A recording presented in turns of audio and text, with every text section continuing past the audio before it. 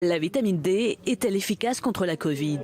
Depuis quelques semaines, la demande explose en pharmacie. Un traitement préventif contre le coronavirus. Pour y parvenir, il mise sur l'ivermectine, une molécule connue en tant que traitement contre certaines maladies parasitaires comme le paludisme. L'annonce du docteur Henri Joseph sur l'extrait de l'herbe à pic qui pourrait immuniser contre les virus ARN dont la Covid-19 a fait l'effet d'une bombe. Conséquence, les pharmacies ont littéralement été prises d'assaut.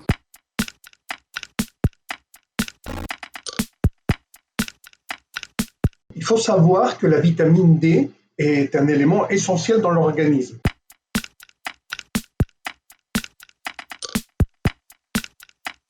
Elle participe à de multiples éléments, dont notre capacité de réponse immunitaire. Lorsque la vitamine D est basse, les symptômes sont plus importants. La fatigue, les douleurs musculaires, avec une série de maladies. Il faut savoir également que le déficit de vitamine D à la fin de l'hiver est très important, parce que la vitamine D se produit en s'exposant au soleil.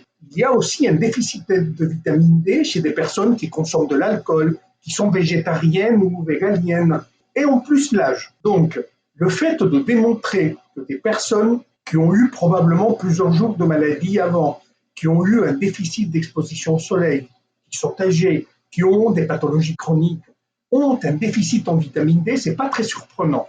Il vient d'être publié un premier essai randomisé, bien conduit, où il y a des personnes avec la Covid qui ont eu la vitamine D et d'autres qui ne l'ont pas eu, et on démontre qu'il n'y a aucune différence. Corriger le déficit en vitamine D quand le malade arrive à l'hôpital ne sauve pas les patients, mais le conseil qu'on peut donner, parce que c'est un conseil de bon sens, et c'est l'Organisation mondiale de la santé qui donne régulièrement ces conseils, il faut avoir une alimentation équilibrée, avec des produits riches en vitamine D, il faut avoir une hygiène de vie, s'exposer au soleil et éviter les déficits en vitamine D.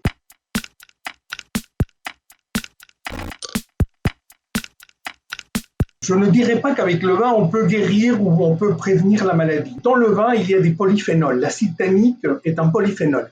C'est ce qui donne ce caractère à certains vins, ce côté tannique. Les polyphénols sont des protecteurs cellulaires. Donc, il est vrai que si on regarde sous cet angle-là, le vin pourrait avoir un intérêt. Il n'y a rien qui ait prouvé que ce soit vrai dans la Covid. Il n'y a rien qui ait prouvé que ce soit vrai dans aucune maladie infectieuse. À l'opposé, nous savons que même des doses minimes de vin ont une toxicité. Je vous rappelle que l'alcool, avec le tabac, ce sont les principaux producteurs de cancer. Donc, dans l'équilibre des deux, il est inimaginable aujourd'hui de conseiller aux personnes, parce qu'il y a un élément théorique qui pointerait dans ce sens, de favoriser la consommation d'alcool.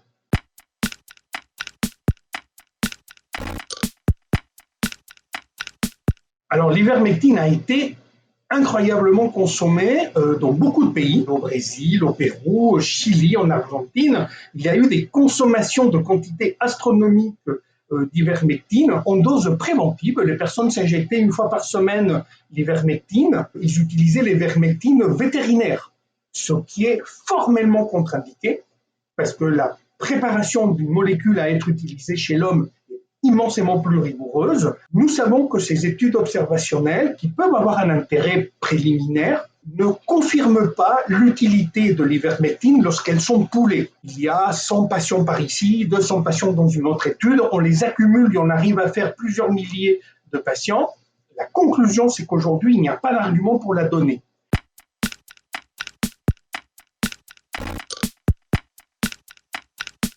Alors, dans la littérature scientifique, il n'y a pas grand-chose. Beaucoup de ces molécules sont des anticancéreux ou des médicaments qui ont été développés dans d'autres indications, par exemple des antimycotiques.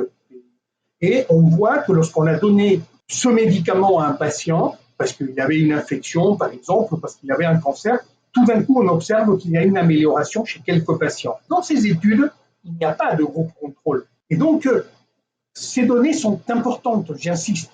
Ça veut dire qu'un médecin a eu un flash et a vu quelque chose. L'erreur, c'est de dire « moi, je suis convaincu que ça marche et donc faites comme moi ». Ça, aujourd'hui, ce n'est pas acceptable parce que ça crée des distorsions et les patients peuvent se considérer protégés alors qu'en fait, ils ne le sont pas.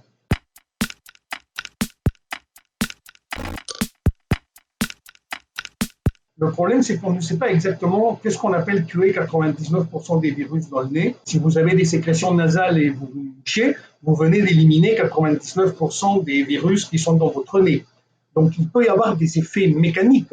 Ça ne veut pas dire que ça bloque la multiplication du virus. Il y a des traitements par des sprays nasaux qui sont développés et qui sont testés actuellement en France avec des interférons. L'interféron est un des éléments clés dans les mécanismes de défense vis-à-vis des infections virales. Et donc, on administre de l'interféron pour bloquer la multiplication virale, optimiser les mécanismes de défense de votre organisme. Ça a un sens. Si c'est simplement mécanique, éventuellement, je mets beaucoup d'alcool dans le nez et je tue un certain nombre de virus, parce que l'alcool tue les virus, mais le virus continue à se développer derrière, et 1 heure après, vous avez la même quantité qu'avant, ça n'a pas beaucoup de sens.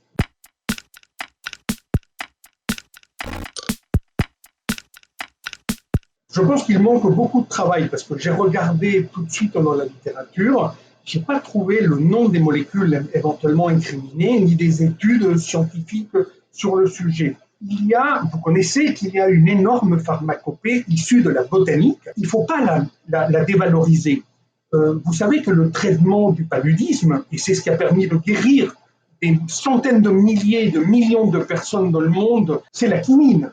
Donc, je ne méprise pas, croyez-moi, toutes ces solutions qui pourraient venir des plantes. Mais il ne suffit pas de dire c'est bon, achetez-le et prenez-la. Il faut démontrer par un processus que ça peut avoir un intérêt avant de la distribuer en grand nombre.